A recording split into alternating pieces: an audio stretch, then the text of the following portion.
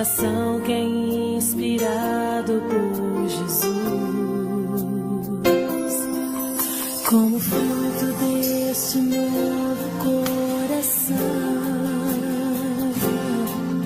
eu declaro a paz de Cristo, te abençoo, meu irmão. Preciosa é a nossa sobre qual é a principal descrição de uma família. Então nós vamos começar a trabalhar, a falar de família hoje.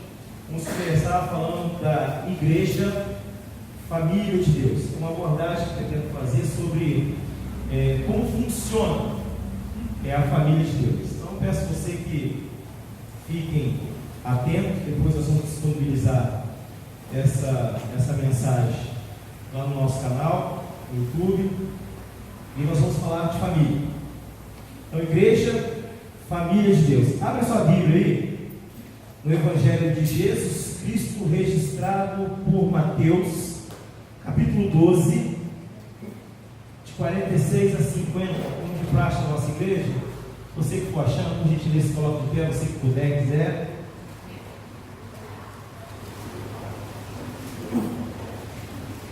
Igreja, família de Deus, Mateus capítulo 12, de 46 a 50.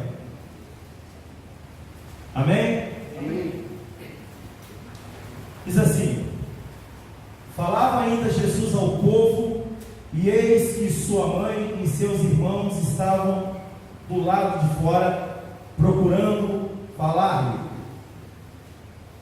E alguém lhe disse: tua mãe e teus irmãos estão lá fora e querem falar-te. Porém ele respondeu ao que lhe trouxera o aviso: quem é minha mãe e quem são meus irmãos? E estendendo a mão para os discípulos disse: eis minha mãe e meus irmãos, porque qualquer que fizer a vontade de meu Pai celeste, este é meu irmão, irmã e mãe. Curva sua cabeça, vamos orar? Bendito Deus, santo é teu nome, gloriosa é a tua presença.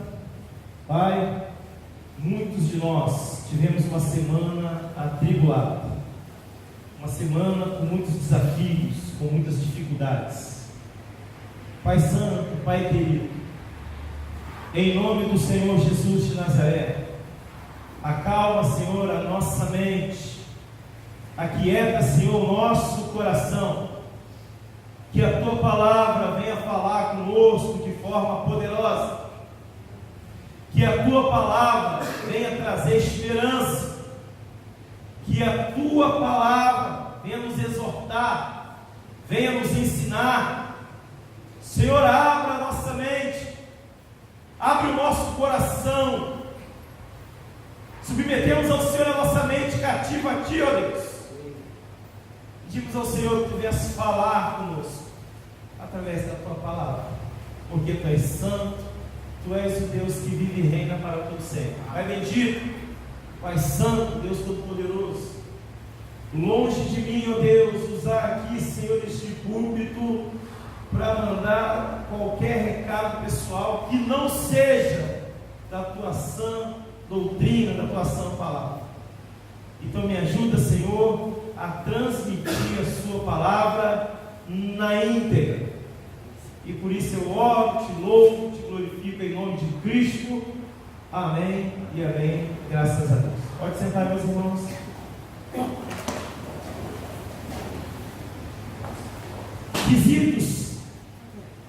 Quesitos que compõem uma família.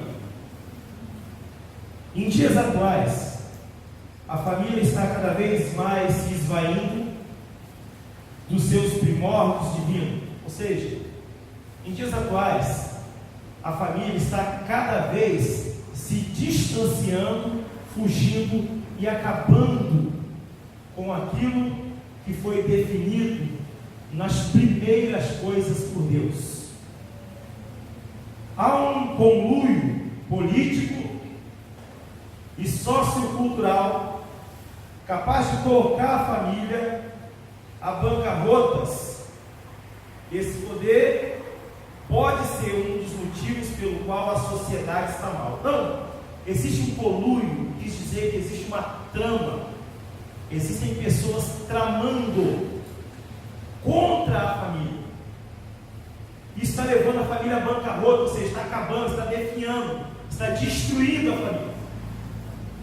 São leis que são feitas para poder destruir famílias. São pensadores, são intelectuais que colocam a sua alocução, o seu discurso para poder destruir aquilo que é divino, aquilo que Deus estabeleceu como correto e como certo. Para nós, o que Deus falou que está certo, então não está certo. Para nós, Deus não é uma verdade, como diz a filosofia. Para nós, os crentes, Deus é a verdade absoluta e inquestionável. Não há ninguém capaz de questionar Deus. Não há ninguém capaz de ensinar a Deus. Não há ninguém capaz de dizer o que Deus quer fazer. Então, o que Deus quiser fazer, Ele faz. Amado seja o nome do Senhor. E por isso a sociedade está tendo muitas dificuldades. Coisas que eram princípios familiares, coisas que outrora traziam escândalo, traziam vergonha, hoje a impressão que dá, transparece-nos que esses valores, esses princípios deixaram de existir. E nós precisamos nos preocuparmos com isso. Precisamos ter uma preocupação com aquilo que Deus estabeleceu por verdade. Precisamos ter uma preocupação em cumprir os estatutos e os mandamentos de Deus. Porque senão, a igreja vai perder o seu propósito. A igreja não é um clube social aonde você vem e ouve uma boa música, talvez entenda a pregação como uma palestra, ou quem sabe até mesmo uma palestra de autoajuda. Não, isso não é igreja. A igreja não é isso. A igreja é um lugar de adoração ao Deus vivo. Somos uma família e existem requisitos que compõem essa família. O texto em questão trata-se de um ensinamento de Jesus sobre a família espiritual de Deus e o requisito que a compõe. Então, pretendo bater um papo com os meus irmãos sobre a família, mas não definidamente marido e mulher e filhos. Hoje eu gostaria de fazer uma primeira abordagem sobre a igreja como família espiritual. Como saber se faço parte da família de Deus? Quando tenho participação nela. Se você participa, então você também faz parte. São presentes nesses textos alguns elementos descritivos sobre uma família. Quando eu disse descritivo, eu quis dizer algumas características fundamentais que precisa ter uma família. Então eu gostaria de enumerar aqui 3 elementos. Primeiro elemento, participação. Segundo elemento, comunhão. Terceiro elemento, obediência. Então esse mês eu vou falar bastante de família e de comunhão. Não tem como falar de família sem falar de comunhão. Não tem possibilidade de fazer isso. Participação. Para viver em família, você tem que participar dela. Não tem como você viver em família se você não participar da família. E a participação da família, ela é em sua totalidade. Você precisa participar da família, independente de qualquer coisa. E o princípio que nós temos é, quando falamos de igreja, quando estamos referindo à família de Deus, à família espiritual, então nós precisamos pensar sobre quais são os requisitos que que compõem essa família. E nós temos aqui boas pistas dadas por Jesus sobre uma família, sobre um princípio de igreja considerada a família de Deus. Então, a participação é o primeiro elemento que vai compor uma família. Não dá para você ter uma família sem participar dela. E é uma coisa muito interessante que nós podemos notar. Quando você pega a questão física lá da sua casa, então nós temos um padrão de família que é estabelecido por Deus. Qual é o padrão de família estabelecido por Deus? O padrão de família estabelecido por Deus é homem e mulher, macho e fêmea. Existem uma filosofia agora dizendo que não, que esse padrão é arcaico, é obsoleto, já passou. Não. As palavras de Deus não vão passar. Os tempos vão perpassar, mas a palavra de Deus não vai passar. E se Deus disse que a família é constituída por macho e fêmea, então ele está correto, é um homem e uma mulher. Então eu gostaria de fazer uma abordagem sobre a igreja nesse quesito. Então você tem na sua casa o marido, a mulher e os filhos. Se o filho fica doente, toda a família participa dessa doença. Sabe por quê? Porque é um membro da família. Se o filho é promovido ou passou no concurso público, toda a família se alegra também, porque é parte da família. Se tem alguém, se o seu pai ou a sua mãe está enfermo, de alguma maneira, essa doença vai movimentar toda a família. Sabe por quê? Porque família é participação. Não dá para você ser pai e dizer que não vai cuidar do seu filho que está doente, assim como não dá para você ser filho e dizer que não vai cuidar do seu pai ou da sua mãe que está doente.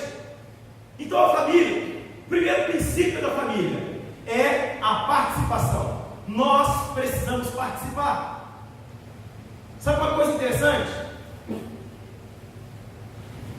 Se você estiver na sua casa, digamos que você está ali assistindo lá talvez um bom filme, está naquele programa de família, aquela coisa gostosa, e vamos pensar aqui para ficar fácil para todo mundo entender. Digamos que você está sentado lá num dia de sábado assistindo Mengão. Olha que delícia.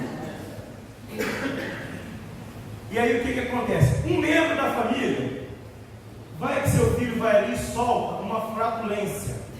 Que a gente falou sobre isso aqui no churrasco, mas diz a minha esposa que eu tenho que ter postura aqui, não posso falar como falava lá. Então, flatulência. Se você não entendeu o que é, eu te dou uma pista. É quando você come, por exemplo, um ovo, e depois você precisa fazer uma descarga, e ela é mal cheirosa. Isso é flatulência. Então, se tiver um membro da família que tiver ali no sofá, na sala, e soltar uma flatulência, todos também participam. Sabe por quê? Porque o ar se encarrega disso. Então, o primeiro princípio de família é participar. Se você não participa, não dá para você dizer que está em família. Sabe outra coisa interessante? Quando nós falamos de família, eu acho muito interessante esses quesitos, e Jesus vai falar sobre isso aqui.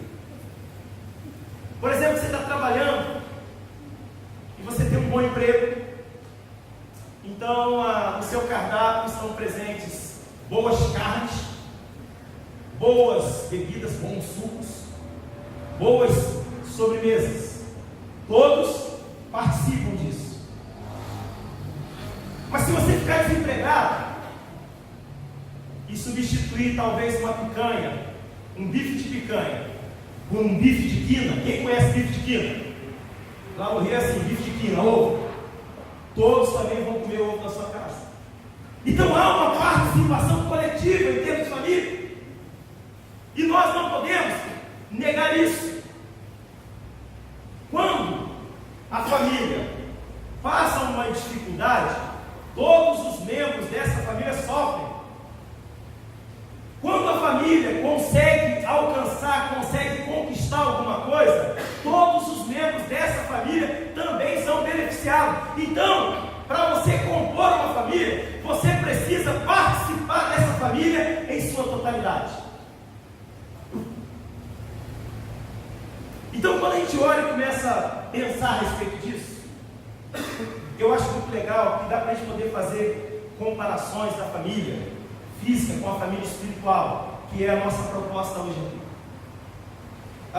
Você está estudando, e aí o seu pai e sua mãe fez uma reunião e decidiram que a prioridade é a sua educação. Ou seja, o pai e a mãe vai abrir mão de comprar uma roupa boa e vai abrir mão de trocar de carro, vai abrir mão de fazer um passeio e abrir mão até mesmo de comer uma pipoca ali no carrinho do seu Zezinho, em virtude de um bem comum que é coletivo, a sua educação.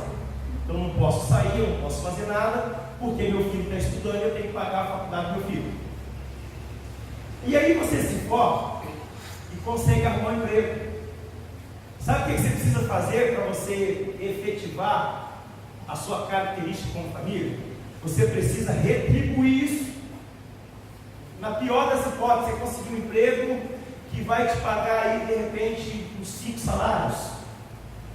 Você já tem que chegar para sua mãe, para seu pai e dizer: olha, a partir de agora, o gás sou eu que compro, ou a luz sou eu que pago. Sabe por quê? Porque família precisa participar. Se a gente não entende que o princípio da família, um dos princípios da família, é a participação, nós não conseguimos viver em família.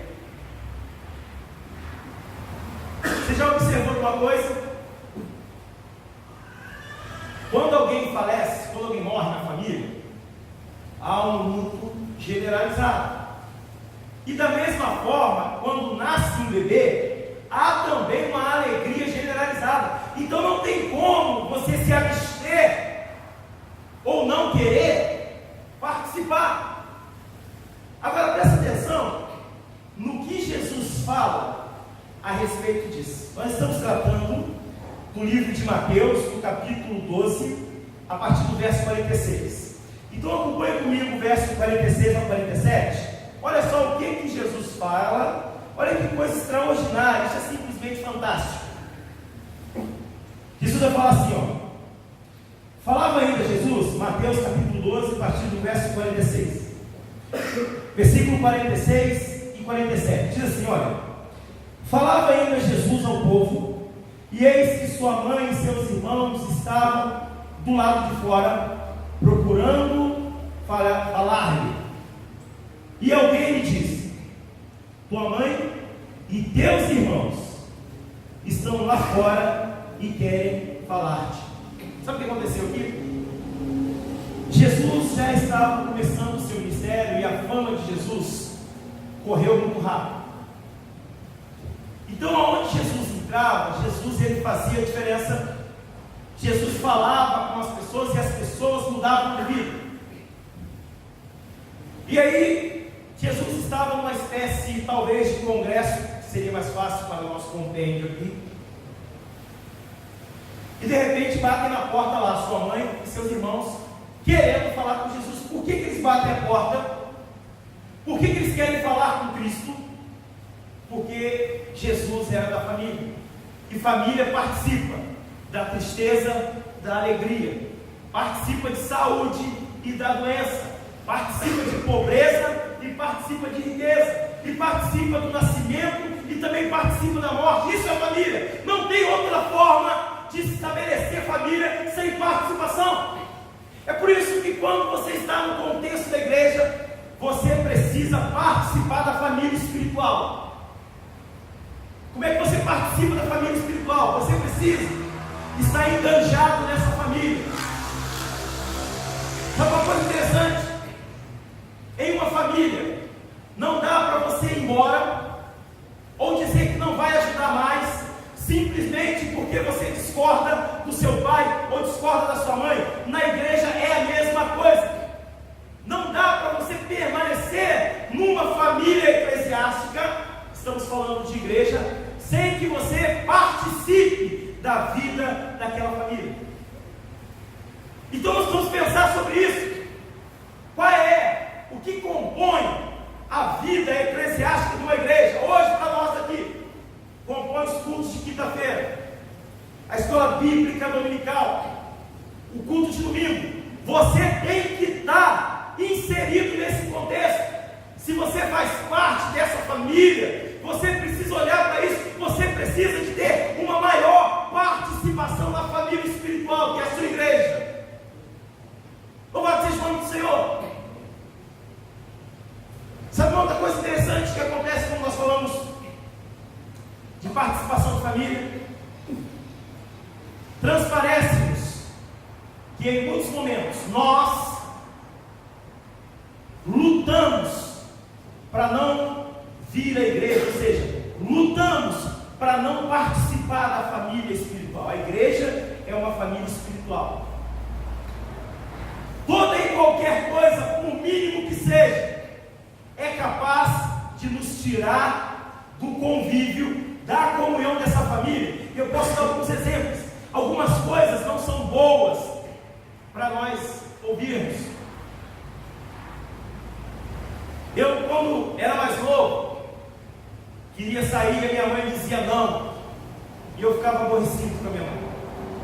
E levou um tempo, depois que eu me tornei pai, eu comecei a perceber que na verdade a minha mãe tinha razão. E, poxa vida, por que eu tomava aquelas atitudes? Sabe por quê? Porque família é participação. E não significa que só porque você está em família que você vai concordar com tudo que se discute naquela família. Mas você não pode abandonar, você não pode ir embora. Você tem que permanecer, você tem que participar.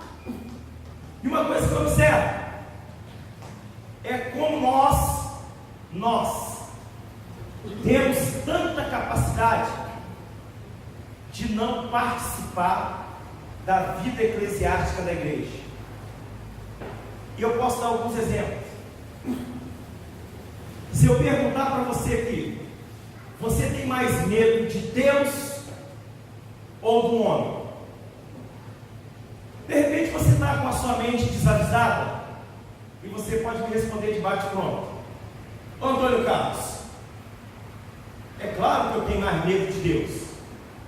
E se a sua mente estiver um pouquinho mais avisada, você vai até me dar uma bibliada e vai me dizer: não temais os que matam o corpo e não tem o que fazer com ele depois. Antes, temais aquele que mata o corpo e pode lançar a alma no inferno. Talvez você pode me responder isso ou não. Mas quando eu olho para a nossa vida, quando se tratamos de família, eu consigo observar alguma coisa. Eu gostaria que você abrisse a sua cabeça e pensasse sobre o que eu vou te falar. Qualquer coisa que acontece, pelo mínimo que seja, é capaz de tirar você da igreja, ou é capaz de tirar você do culto da igreja, ou é capaz de tirar você das atividades da igreja. E de repente você pode me inquirir e dizer para mim: Antônio Carlos, você não conhece a minha vida. Eu trabalho demais. Eu tenho isso para fazer, eu tenho aquilo. Eu vou acreditar em você, claro. Então é o seguinte: olha, eu não vou à igreja, principalmente aos domingos, porque domingo é o único dia que eu tenho para poder descansar. Domingo eu não vou na escola bíblica dominical, porque é o único dia que eu tenho para dormir mais tarde. Mas sem problema. Eu só preciso te avisar uma coisa: quando você coloca algum obstáculo para não se fazer presente nas atividades da igreja, sabe o que está acontecendo? Sabe qual que é a mensagem que você está mandando? Deus não é a minha prioridade. E às vezes nós esquecemos que se eu tenho um trabalho e eu trabalho demais, é porque Deus me abençoou com aquele trabalho. Se eu tenho uma ocupação aonde eu posso retirar o sustento da minha família, para que a minha família possa participar disso, foi Deus que me deu isso, foi Deus que me ajudou a conquistar, foi Deus que me deu capacidade para que eu pudesse cuidar da minha família. Ou você acha que tudo que você conquista, ou que você já conquistou, ou que porventura você possa conquistar, Você acha que tudo isso é apenas mérito seu? Você acha que tudo que você conseguiu é apenas coisa da sua força de vontade? Você acha que é graças à sua força de vontade? Bendito é então o seu nome, não é o nome de Deus. Então eu preciso pensar o seguinte: eu tenho uma parcela de realização naquilo que eu conquisto, mas a maior parcela disso vem de Deus, porque a Bíblia vai registrar, e Jesus falando assim: olha, sem mim nada podeis fazer. E se você talvez tiver um pensamento positivista, igual eu já vi algumas pessoas dizerem: não, pastor, Deus ajuda, mas a gente também tem que ter a força de vontade. Eu não tenho como fazer uma matemática para você, mas eu diria para você que pode ter certeza que o seu esforço não é maior do que aquilo que Deus faz por você. E a primeira coisa que eu perguntaria para você é o seguinte: se você conquista, que você está vivo, quem é o dono da sua vida? Isso é para a gente pensar. Não encare isso como algumas pessoas, algumas mentes desavisadas pensam, coisa do tipo: ó, o pastor desceu o cajado. Nada disso. Até porque se você ler o Salmo 23, você vai ver que o cajado não machuca. O cajado faz o quê? Consola. Então nós vamos pensar a esse respeito. Qual que é a prioridade que você tem dado à sua família espiritual? Se a gente não tomar cuidado, nós vamos ficar vulneráveis na família. E daqui a pouco nós não participamos de nada mais. Como pode eu fazer parte de uma família e não participar das atividades dela? A igreja é um local aonde nós precisamos fazer parte de todas as suas atividades. E você pode me inquirir e dizer o seguinte: meu Carlos, mas é o seguinte, eu trabalho de noite, mas sem problema, não tem folga, beleza, o dia que você vai folga, você vem para a igreja. Eu estou falando de rotina, eu não estou falando dos imprevistos.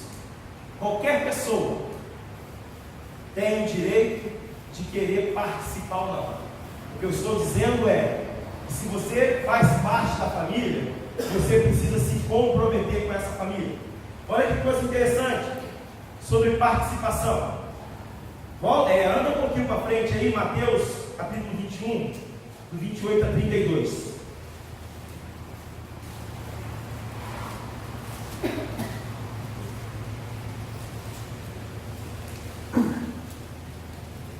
Como nós estamos seguindo essa vibe aqui nesse ano de maturidade e crescimento, eu falei com os irmãos que no início nós vamos passar por esse mês, que é o mês da família, só falando sobre família, esse mês de maio.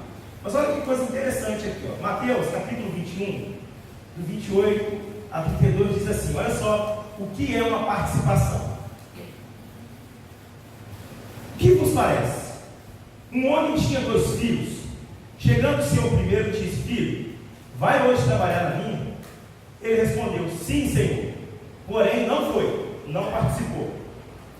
Dirigindo-se ao segundo, disse a mesma coisa. Mas esse respondeu: não quero. E depois, arrependido, foi.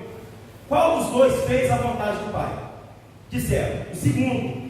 Declarou-lhe Jesus: em verdade vos digo que os publicanos, as meretrizes, vos precedem no reino de Deus.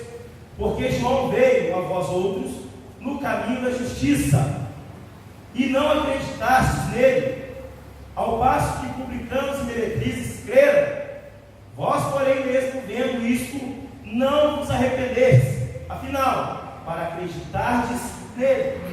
Então está dizendo o seguinte: o pai chegou e falou com seus filhos assim: olha, tem um trabalho para fazer lá na vinha, lá no nosso ganha-pão. A vinha era da família, a vinha não é só do pai. E ele chega para o primeiro filho, e o filho diz: olha, eu vou, mas não se preocupe em participar. E não vai. O segundo filho, em princípio, não gosta da ideia, mas depois entende que ele também é beneficiado pela vinha e resolve ir. E Jesus vai e responde assim: olha, assim é na família espiritual. Jesus está querendo dizer o seguinte: olha, vocês, judeus, israelitas, povo dito filho de Deus, povo a quem Deus escolheu, se vocês não participarem, os de fora vão chegar e vão participar e vocês vão ficar de fora. Então, para ser inserido na família de Deus, você precisa participar das atividades da igreja, da atividade da sua família espiritual. Assim como você participa da vida dos seus filhos, dos seus netos, do seu pai, da sua mãe, dos seus avós, você também precisa participar com essa mesma veemência da sua família espiritual. Sabe outra coisa interessante que eu observo nisso? Que é mais do que uma prova que nós tememos mais aos homens do que Deus. Por exemplo, se você tiver um problema de saúde e for um dia de culto, provavelmente você não virá para a sua família espiritual, para a igreja, porque você está com um problema de saúde. Mas quando chegar segunda-feira, se você estiver melhorado ou não, você vai trabalhar. Para poder pensar. Quantos de nós já trabalhamos doentes? É só fazer uma autoanálise que você vai ver se Deus realmente é prioridade na sua vida, se Deus realmente é prioridade na minha vida ou não. Eu vivi isso a semana passada. Eu estava na frente de um cliente, atrás do resultado financeiro do cliente, estava ali tentando vender um produto, e eu saí daquele cliente e fui direto para o hospital. E eu estava tão mal, tive que tomar lá benzetacil, e não é igual aquilo não, pode ter certeza, aquilo dói. Quando chegou no culto, na quinta-feira, eu ainda estava mal e eu pensei em ficar em casa recolhido. E depois eu comecei a fazer um exercício. Poxa vida, eu estava na frente de um cliente, quase morrendo, quase mal, trabalhando. E por que eu não deveria fazer um sacrifício de ir à casa de Deus adorar o Senhor junto com os meus irmãos? E não entenda essa palavra como uma exortação, não. Entenda como um alerta sobre se Deus é prioridade ou não. Porque se Deus não for prioridade para você, você não está inserido na família dele. Você vai ler o texto da Bíblia dizendo: e outra vez verás a diferença entre o que serve a Deus e o que não serve a Deus. Então nós não podemos de maneira nenhuma. Sabe um outro exemplo de participação? Abre Lucas capítulo 2, a partir do verso 43. Só anda um pouquinho mais para frente aí. Olha que coisa interessante aqui. Lucas capítulo 2, de 43 a 51. Diz assim, ó: terminados os dias da festa, ao regressarem, permaneceu o menino Jesus em Jerusalém, sem que seus pais o soubessem. Pensando, porém, estar ele entre os companheiros de viagem, foram ao caminho de um dia. Então passaram a procurá-lo entre os parentes e os conhecidos. E não tendo encontrado, voltaram a Jerusalém à sua procura. 3 dias depois, acharam no templo assentado no meio dos doutores, ouvindo-os e interrogando-os. E todos que ouviam muito se admiravam da sua inteligência e das suas respostas. Logo que seus pais o viram, ficaram maravilhados, e sua mãe lhe disse: filho, por que fizeste isso conosco? Teu pai e eu, aflitos, estamos à tua procura. Ele respondeu: por que me procuras? Por que me procurais? Não sabeis que me cumpria estar na casa de meu pai? Não compreenderam, porém, as palavras que lhe disseram. E desceu com eles para Nazaré, e era-lhe submisso. A sua mãe, porém, guardava todas as coisas no teu coração. Sabe o que aconteceu? Maria e José esqueceram Jesus lá em Jerusalém. Aí sabe o que eles fizeram? Voltaram para poder procurar, sabe por quê? Porque é da família. E se é da família, você precisa procurar um pelo outro. E sabe o que me chama a atenção aqui? É que quando Maria começa a questionar Jesus e disse: olha, por que você fez isso? Estou desesperada aqui, procurando por você, eu, seu pai. Jesus fala assim para ela: olha, eu estava fazendo a vontade do meu pai. Mas sabe um detalhe interessante que acontece no texto? É que Jesus voltou com o seu pai e com a sua mãe. O texto registra, porque Jesus era submisso. Então Jesus sabia que aquela era a sua família e que ele devia obediência à sua família, e não dava para ele pensar diferente. Então nós precisamos participar. Você precisa participar. Não dá para você esperar os comandos. Sabe uma coisa prática, que talvez seja de forma inconsciente ou não? Um exemplo prático de participação da família espiritual da igreja é exatamente quando estamos na hora do louvor. Nós precisamos ter percepções. Quando começar a tocar uma música mais ritmada, é hora de adorar a Deus com palmas, com danças. Olha, eu estou passando mal, estou doente, tudo bem, mas não é todos os domingos que você está passando mal, está doente. Não dá para você esperar do ministro de música que ele te leve à adoração, não. A música é tocada, você que precisa entrar nessa atmosfera e fazer a sua participação. E às vezes nós temos dificuldades, porque tem um texto na Bíblia, eu não me recordo o endereço dele agora. Ele vai dizer o seguinte: olha, toca música, ninguém dança. Toca lamentação, ninguém quer chorar. O que o povo está querendo? O que nós estamos querendo? Deus de fato tem sido a nossa prioridade. Responda para você mesmo. E eu fiquei tão feliz aqui no início do culto. Aquela música ali, o Senhor dos Exércitos, era a música de quando eu vim para o Evangelho. Mas que delícia! E eu fiquei lembrando, sabe, eu participava do Ministério de Louvor. Então não era músico, não tinha ouvido bom, não tinha voz ruim, não tinha voz boa e também não tocava bem.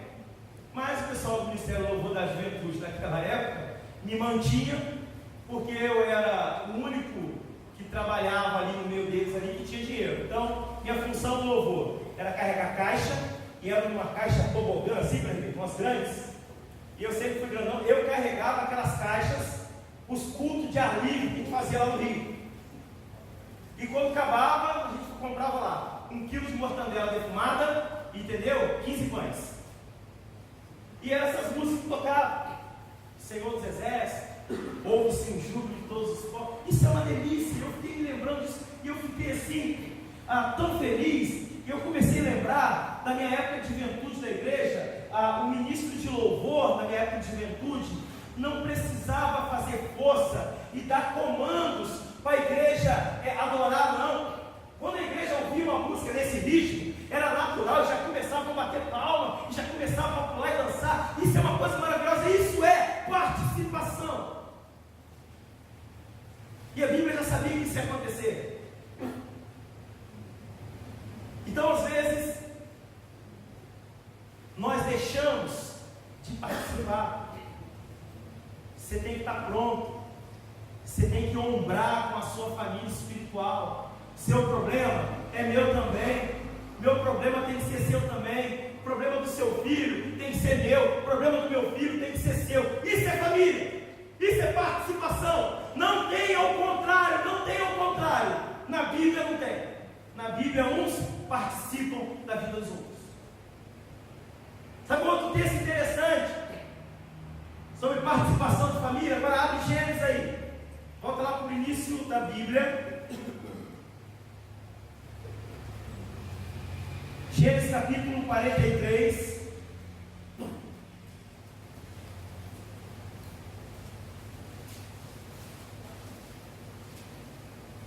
A partir do 15. Gênesis 43, 15. Diz assim, ó. Tomaram, pois, os homens os presentes, o dinheiro em dobro, e a Benjamim levaram-se, desceram ao Egito e se apresentaram perante José. Vendo José a Benjamim com eles, disse ao especeiro de sua casa: leva estes homens para casa, mata rezes e prepara tudo, pois estes homens comerão comigo ao meio-dia. Não vou ler tudo não, mas eu te explico aqui. Isso aqui é o episódio de José do Egito. Sabe o que aconteceu? José já era governador do Egito e houve uma grande fome em toda a terra. Só havia comida no Egito. A terra de Israel estava seca. Aí sabe o que acontece? Jacó chama seus filhos e diz: olha, vem participar. Nós tivemos uns dias de bastante leite, de bastante uva, de bastante mel. E estamos, tudo no plural, é junto, em dias que não tem nada para comer. Então eu quero que vocês desçam ao Egito para vocês comprarem comida lá. Quando chega no Egito, quem era o governador? Quem era o chefe geral? José. E o interessante é que, se você olha no texto, imediatamente, se você ler o capítulo 43 todo, até o capítulo 46, você vai ver que história de participação na família. E eles chegam e dizem: olha, vamos descer lá. José imediatamente olha e reconhece que aquela era a sua família. Aqueles eram seus irmãos e agora a sua família estava em perigo de extinção, porque não tinha comida. E como diz a minha mãe, não sei se essa frase é dela, Dona Vitória, de 72 anos, o saco, quando está vazio, não para em pé. Vocês já ouviram isso, né? Por favor, eu tenho 40 e ouvi. E aí o que acontece? Quando eles chegam lá, José trata eles diferente. Quando está vendo aqui, manda matar o rezes, é um novilho, manda matar um animal. Exatamente o que os reis, os nobres, faziam para comemorar suas vitórias e se arregalar no palácio. Então José dá um tratamento para sua família, um tratamento de nobreza, um tratamento de gente importante. Sabe por quê? Porque José entendeu que precisava participar agora para salvar a sua família. Então não tem como você se exibir. Não tem como.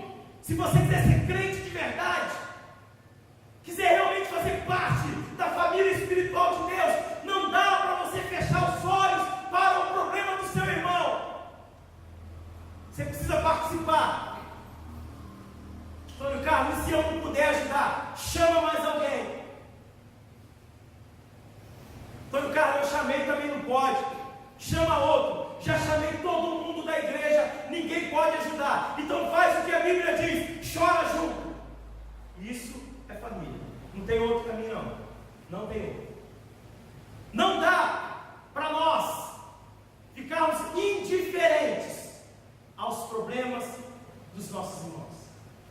Aí você olha aqui, e se você continuar lendo, sabe o que vai acontecer?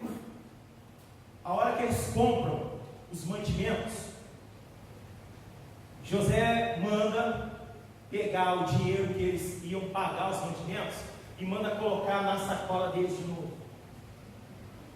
Olha que coisa doida. Sabe por quê?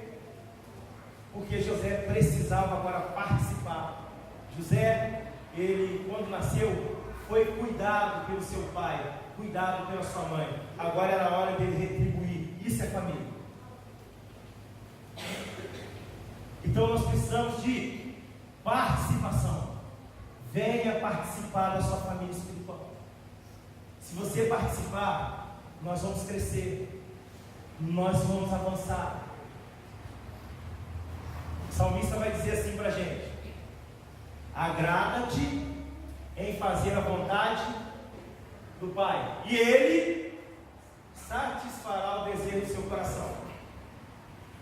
Fica tranquilo, Deus é o Deus de paz. Se comprometa com a sua família, se comprometa com Deus, vem fazer parte do ministério, vem fazer participação, vem fazer parte, você vai ser abençoado. 2,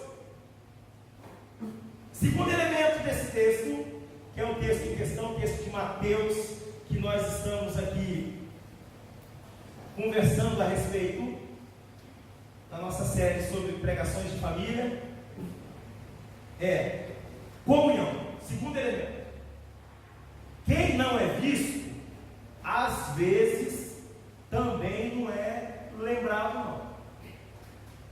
Isso aqui eu posso te dar um exemplo prático. Eu já fui empregado, hoje tenho um negócio, já trabalhei de empregado, já fui gerente, eu já fui peão e já liderei peão. E vocês sabem uma coisa que eu aprendi com isso? É que sempre tem aquele funcionário que falta lá no Rio, eles chamam do cara morcego, nocego, ou o cara falta, ou o cara vai para o banheiro. Eu não sei o que acontece. O cara, quando é nocego, ele tem dor de barriga frequentemente, fica muito tempo no banheiro. E sabe o que acontecia? Quando o funcionário faltava demais, eu que era o gerente, eu começava a descobrir que eu não precisava dele. Por isso que eu vou dizer para vocês que às vezes, quem não é visto, não é lembrado. Sabe o que acontece? Sabe por que a nossa igreja não é uma igreja tão grande ainda? Mas às vezes tem algum irmão ou outro. Hoje eu cometi uma gafe aqui na Assembleia, chamei um irmão pelo nome do outro. Eu, poxa vida, alguém disse para mim: pô, você não sabe o nome dele? Mas não sei o que eu não sei. Não, porque talvez ele não é tão próximo. Ou às vezes também você não sabe do meu nome, porque eu também não sou tão próximo. Então é assim. Então é o seguinte, a comunhão, ela é fundamental para a família. Se não tiver comunhão, você não avança. Precisam ter comunhão uns com os outros. Sabe o que nós precisamos fazer? Nós precisamos detectar a cada culto quem é que não veio ao culto, e a gente ligar, ou na pior das hipóteses, mandar uma mensagem dizendo: eu senti a sua falta. É muito bom quando você está no meio da gente. As pessoas da família precisam se sentir acolhidas. Então a comunhão é um desses princípios.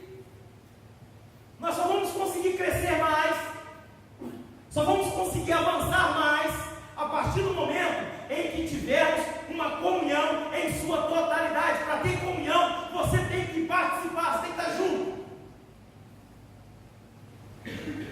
Sabe uma coisa que acontecia na minha juventude, que eu não gostava?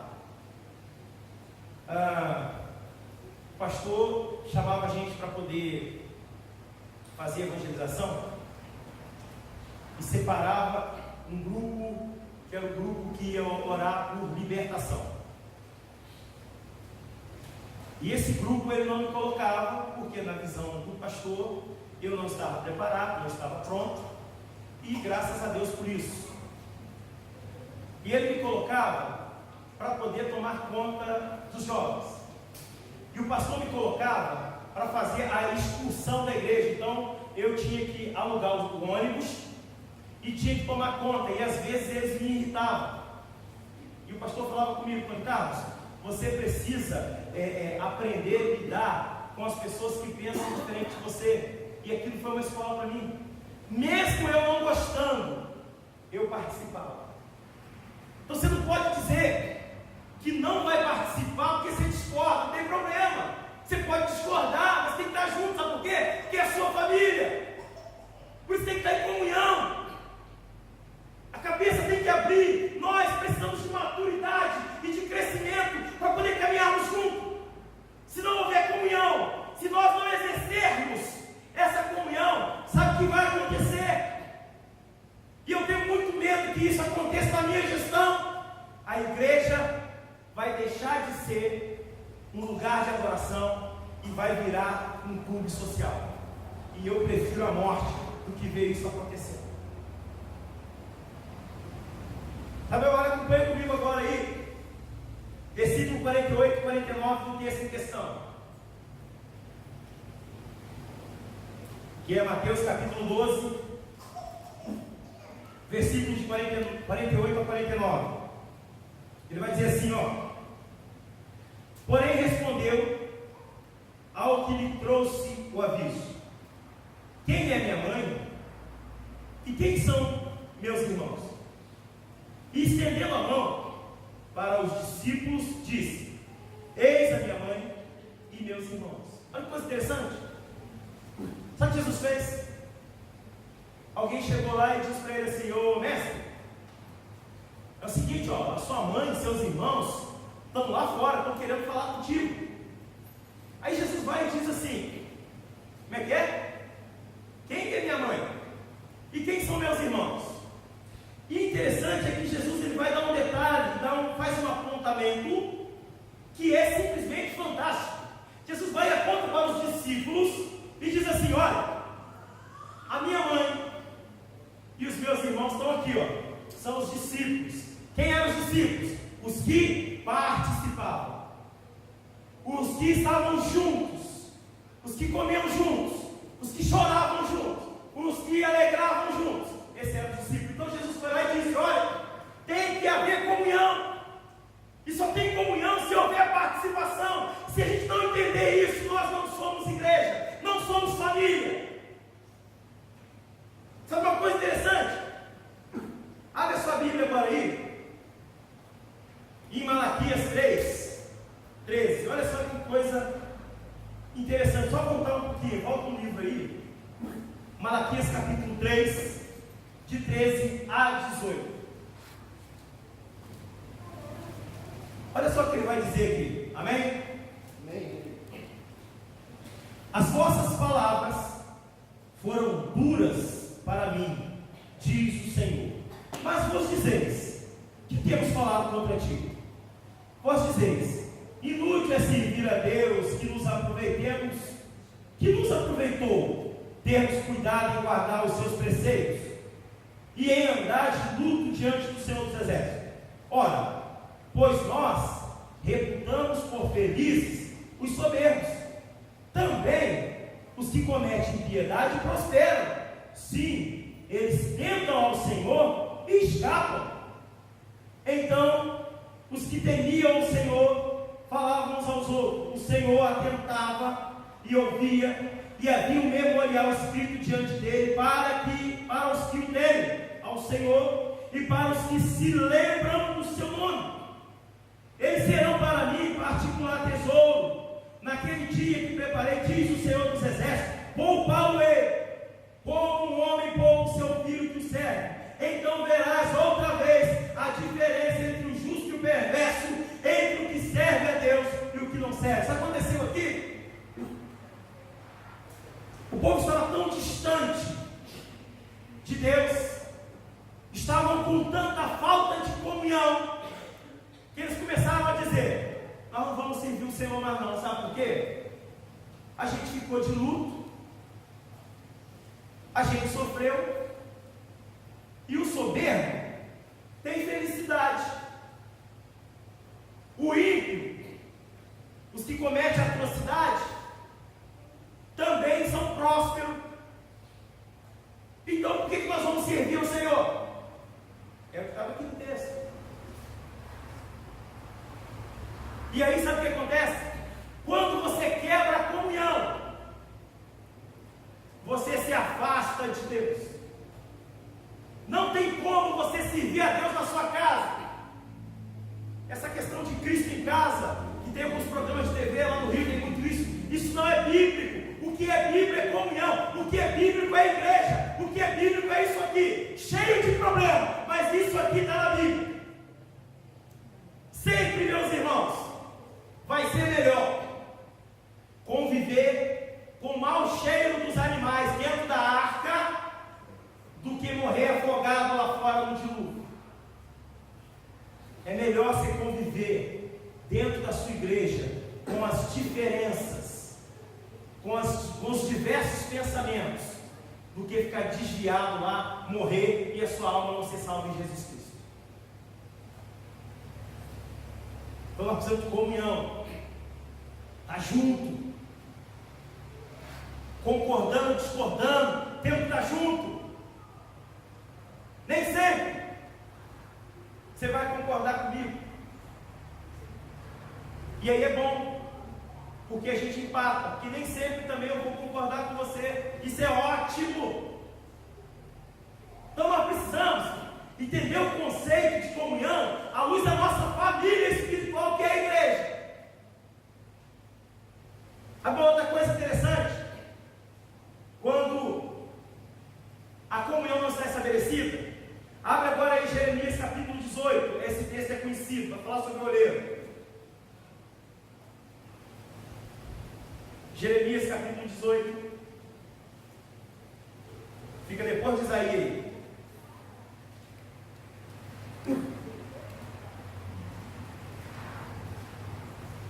A partir do 7, amém? Jeremias capítulo 18, a partir do 7. Vai dizer assim, ó: no momento em que eu falar acerca de uma nação ou de um reino, para arrancá-lo, derribar e destruir, se tal nação se converter na maldade contra a qual eu falei, também eu me arrependerei do mal que pensava fazer. E no momento em que eu falar acerca de uma nação e de um reino para edificar e plantar, se tal fizer o que é mal perante mim e não der ouvido à minha voz, então me arrependerei do bem que houvera dito que lhe faria.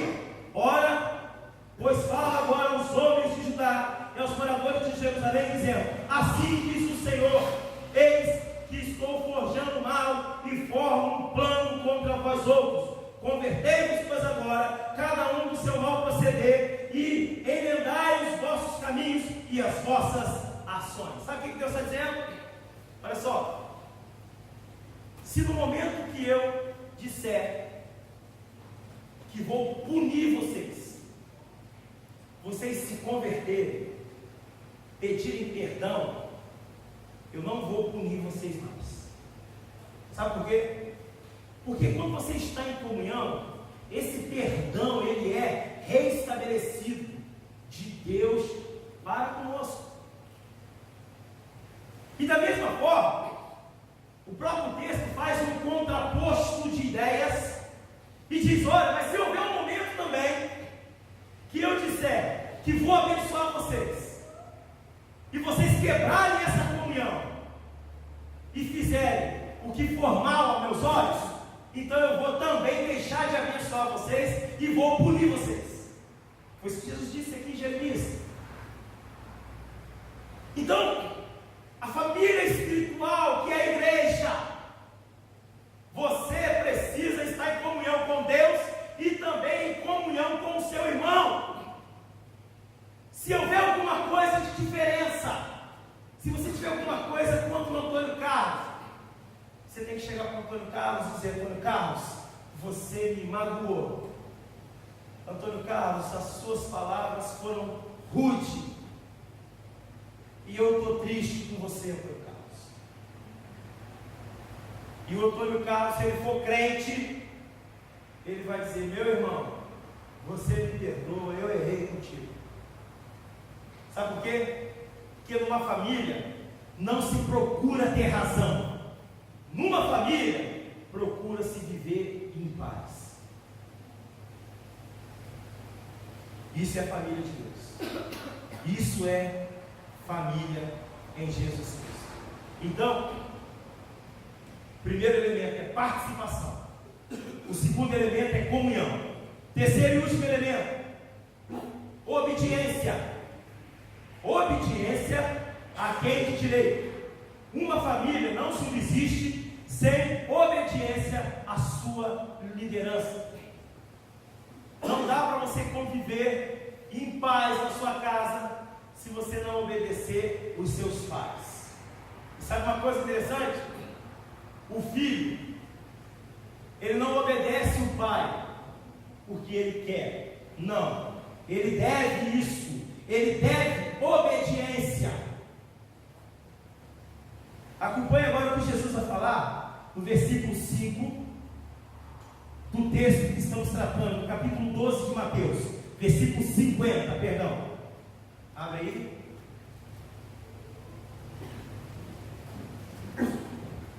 Versículo 50 do capítulo 12 de Mateus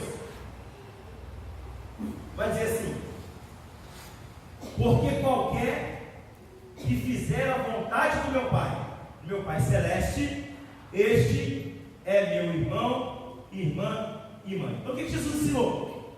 Ó, como é que eu sei que você faz parte da família espiritual? Quando você obedece o chefe da família. Então, se você obedecer a Deus, fugir do pecado, entregar sua vida de fato a Jesus, se você não obedecer a Deus, ainda que a minha locução não alcance o seu coração, mas se você obedecer a Deus, então você faz parte da família espiritual. Amém. Talvez de alguma forma o meu discurso pode não te alcançar, mas o discurso bíblico tem que alcançar você em toda a totalidade. E numa família, se você não é obediente à liderança, se houver uma direção e você disser que não vai seguir, você não faz parte da família. Você pode discordar, mas você não pode ser oposição. Você não pode ser oposição com seu pai, porque você deve obediência ao seu pai. E se você não obedecer seu pai, a Bíblia vai dizer que você é punido com o quê? Com morte. É exatamente isso. Thanatos, morte mesmo, em grego. Então, meu irmão, nós precisamos de obedecer a Deus. E Jesus ensinou e disse: olha, a minha mãe, os meus irmãos, são todos aqueles que fazem a vontade do meu Pai. Então, se você obedece a Deus, você é da família de Deus. Se você não obedece a Deus, você não é da família de Deus coisa nenhuma. E sabe uma coisa interessante? É que a Bíblia é mista de sua totalidade. Não dá para você obedecer a Deus apenas uma parte da sua vida. Você tem que obedecer a Deus de forma completa. Não dá para você dizer que é da família de Deus, mas não concorda em devolver dízimo, não concorda em contribuir. Não, por que eu não contribuo? Não tem. Não, então tá certo. Se você não tem, você fala com a gente, nós temos que dividir com você. Mas se você tem, e você faz parte da família, você precisa participar, contribuindo com dízimos e com a sua oferta. E Jesus deu aula, e é uma aula extraordinária.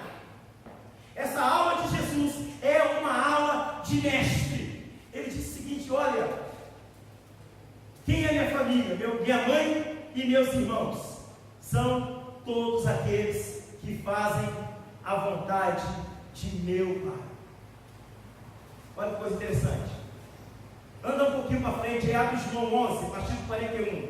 Olha que texto extraordinário que fala sobre obediência, sobre participar, obedecendo.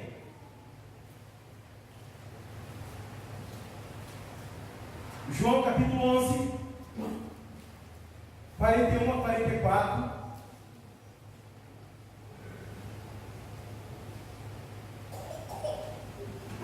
Amém?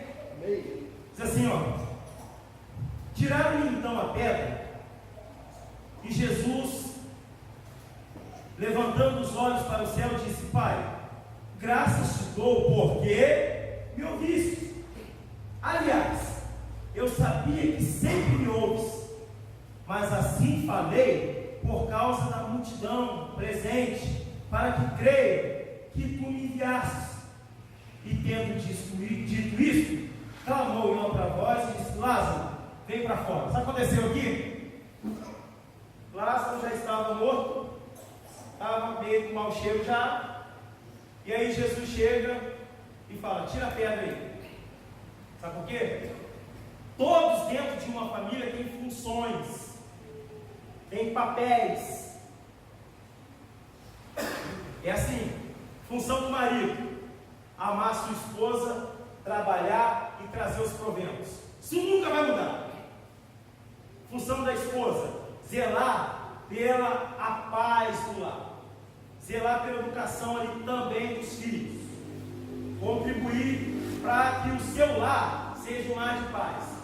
Função dos filhos, obedecer os pais. É simples assim. E aí Jesus vai falar assim: pai, eu sei que o Senhor me ouve. Aliás, o Senhor sempre me ouve. Sabe por quê? Porque Jesus participava. Jesus não fazia nada sem falar com o Pai. Se você terminar de ler o texto aqui, ele vai dizer: pai, eu sei que o Senhor faz, por isso eu clamei, porque o Senhor já tem feito. Então você precisa participar, você precisa de obedecer, participar em obediência com o seu grupo, com a sua igreja, com a sua família aqui espiritual. Volta mais um pouquinho aí no mesmo livro de João, capítulo 5, 19.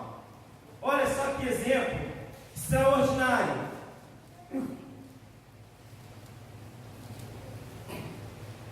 João 5, 19 diz assim: então nos falou Jesus: em verdade vos digo, que o Filho nada pode fazer de si mesmo, senão somente aquilo que vier fazer o Pai, porque tudo que este fizer, o Filho também semelhantemente faz, porque o Pai ama o Filho e lhe mostra tudo o que faz, e maiores obras do que esta lhe mostrará, para que vos maravilheis, pois assim como o Pai ressuscita e vivifica os mortos, assim também o Filho vivifica aquele a quem quer.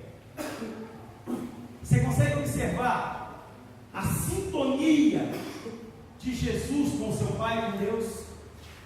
Ele diz: olha, o Pai fala, eu também falo. O Pai faz, eu obedeço, eu também faço. O Pai ressuscita, eu também vou ressuscitar. Sabe por quê? Porque Jesus faz parte da família e Jesus participa. Então, meus irmãos, nós precisamos de obediência. Então, a primeira coisa da família, você tem que participar da sua família espiritual aqui, a igreja. Deus te deu um talento, você tem que vir aqui e colocar a serviço do reino, a serviço da sua família espiritual. Então, primeiro é participação, segundo, comunhão, terceiro, obediência. Concluindo, para uma família viver bem, de forma salutar, quis dizer de forma saudável, uma família ter saúde espiritual, já que estamos falando de igreja, é fundamental esses três elementos. Então, na igreja, se realmente você considera a igreja a sua família, você precisa participar da igreja. Depois, você precisa de comunhão com a igreja. Depois, você precisa obedecer às diretrizes e à liderança da igreja, porque as diretrizes da liderança da igreja, elas são confirmadas por Deus, e assim nós vamos viver bem. Louvado seja o nome santo do Senhor. Peço que vocês se coloquem de pé, curva essa cabeça. Enquanto o Ministério de Louvor vai entrar um cântico aqui, pensa aí um breve momento sobre o seu papel na família, na igreja, na família espiritual. Você vai se posicionar e ajudar a sua família espiritual, que é a igreja, prosperar? Ou você vai continuar trabalhando contra? Qual que é a sua decisão?